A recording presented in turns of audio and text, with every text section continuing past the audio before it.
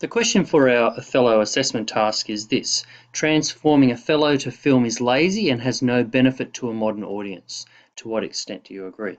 And of course, Othello, the play, should be underlined. We know that because it's the complete text, and that way we know that we're talking about Othello, the play or the film, and not the character Othello. Okay, so with this question, we talked in class about this notion of film, transforming, being lazy, and not being any use to a modern audience. But let's just strip back some of these things. First of all, let's talk about this idea of transformation. The whole unit is based on this concept of transformation, and really what we're saying is that Geoffrey Saxe has adapted the original play, Shakespeare's original play. He's adapted the ideas of it, and he's made it more accessible and more relevant to a modern audience. So he takes the ideas out, the central ideas out of the original play, and he changes things to be more relevant. A term that we can talk about is appropriation. And appropriation is where you do just that you take a story and you essentially keep the story the same, but you change character names and you change the setting, or as you change aspects of it to make it a new text, but it carries with it ideas from the old. And we talked about the Lion King being an appropriation of Shakespeare's Hamlet. So you can see the same sort of themes running through that, but it's done in a different setting. Then we've got this term recontextualization. That's where you are changing the context of the story. So the play was written in the 1600s. It was a Christian society. People were focused on sin and heaven and hell and redemption and justice, divine justice, and these type of things. And a lot of those things aren't as relevant today. So Geoffrey Saxe takes the story and he puts it into a different context. So he thinks about what are the values, the ideas that are relevant today, and he reshapes the story to fit that. Okay, the next question is, why is it necessary to transform a story? And that's what we're saying, that with this recontextualization, that society has changed. So values and ideas have changed, and we absolutely view the world differently. So we have this in the play, the Christian belief in heaven and hell. Heaven was for the good and hell was for the bad. That's just not relevant today. We don't view things in those to definite realms as much as they did in the 1600s. So instead, we see Ben Jago as a person who'll stop at nothing to seek promotion and power, and we recognise that there is corruption in the world, and that sometimes justice isn't served. So they're the sort of differences, I suppose.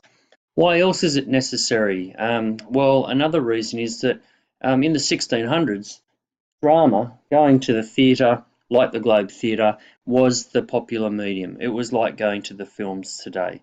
And so people were very comfortable with the conventions of Shakespearean tragedy, or just of tragedy, and thinking about 5 acts and the structure and the format, just as much as we are when we go to watch a film today.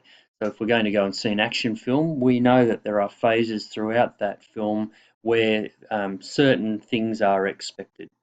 And I've written here that we prefer the visual aspect of film and the layered meaning from sound and the visual cues that go with dialogue, and we prefer this to listening to long soliloquies that were evident in Othello, the play.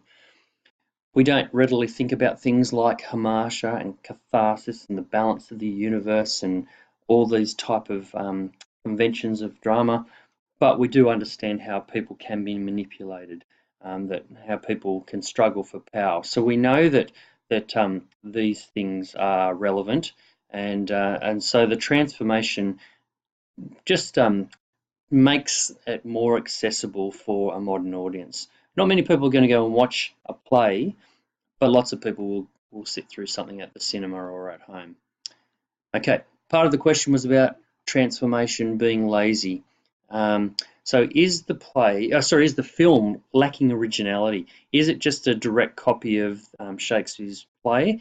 And, is it lazy? Well, one of the terms that we talk about is postmodernism, and that is that idea that every story's been told before, and that postmodernists will subvert conventions. They'll blend genres. They'll turn things upside down. They mix and meddle with things from the original as a means of making new ideas and creating new stories from there. Okay, what transformation does is it allows us to have a much clearer understanding of the original. So if we just read Shakespeare's Othello and looked at that, we'd have a good understanding, of course. But by looking at the film and tracing how Jago's character develops and how he manipulates Othello, we come to a better understanding of what's going on in the original play. But what it also does is it allows us to have this sort of dynamic communication between the two. So we do, by watching the film, learn more about the original play. But I think it's true to say that it works in the reverse as well. So we can read the play, and that definitely helps us better understand the film too. So it's this ongoing discourse that occurs backwards and forwards between the two texts, which shows that it isn't a lazy exercise, and it's a very intellectual exercise. It's definitely so for Jeffrey Sachs, who created these concepts. He had to work really hard to make a modern film that paid homage to the original, that maintained the textual integrity of Shakespeare's work. And that's really what it's all about, I suppose. That Sachs has got to he has to work hard to be able to um, maintain the excellence of Shakespeare's ideas, and and his development of drama through character and themes and symbols, etc. He has to maintain all that while he's adapting it to make it clever and entertaining for a modern audience. So my answer to the question is no. Transformation is the opposite of lazy. So you go and find a whole lot of synonyms for actually, we want antonyms. We want the antonyms for lazy. Go and find a list of words that tell us that it's really robust, and that it's an excellent means of retelling a story. The other part to the question was this: is it of benefit? I said there's no benefit to a modern society by transforming the story of Othello. And I think that the themes and ideas presented in the play, they're universal. They're long-standing. So they were relevant in the 1600s and the 1800s and before the 1600s, and they're certainly relevant today. Okay, so what Sachs does is he maintains all the aspects of the play that are relevant, and he reshapes them for our modern audience. So just like in the 1600s, today people are susceptible to love and jealousy and anger, and that's desire for revenge. That there is a quest for power, and we value honesty in people, and we want justice to be served. And all these ideas and concerns are the concerns of the play, and that's not right still. Goodness me, exactly. There we go. They're still relevant.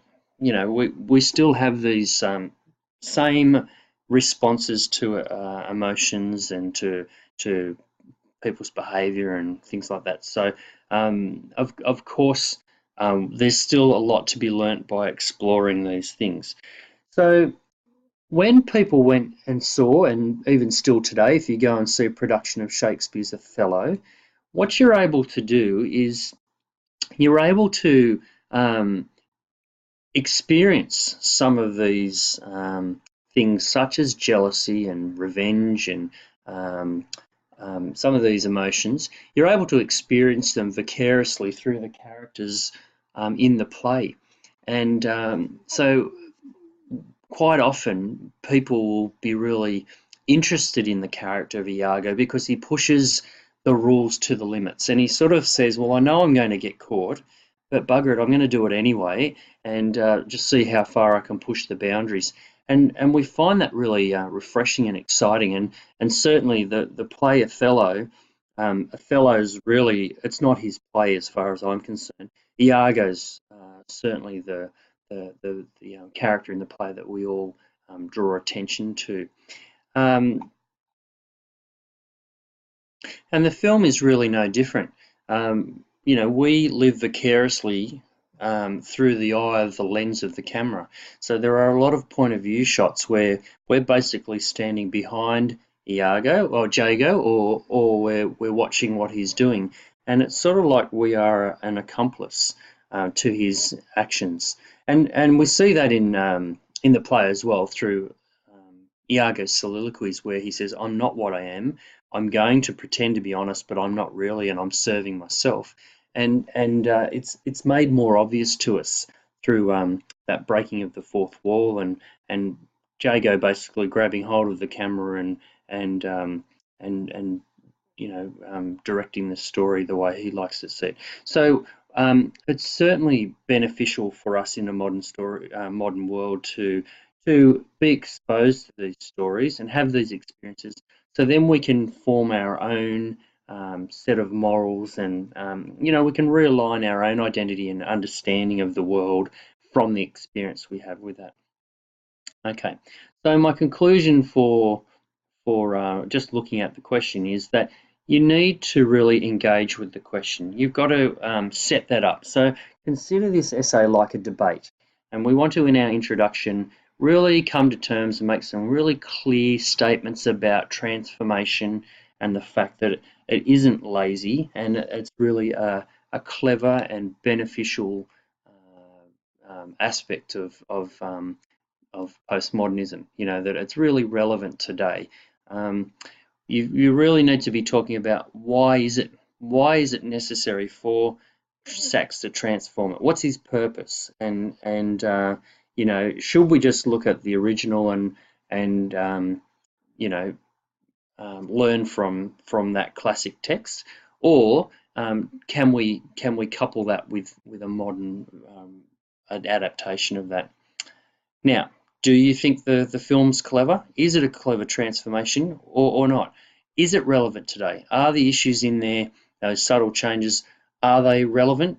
Is it necessary to do that? Or should we just look at the original and say, well, we're clever enough to be able to look at the original text and draw that connection to our modern world anyway? You certainly can do that.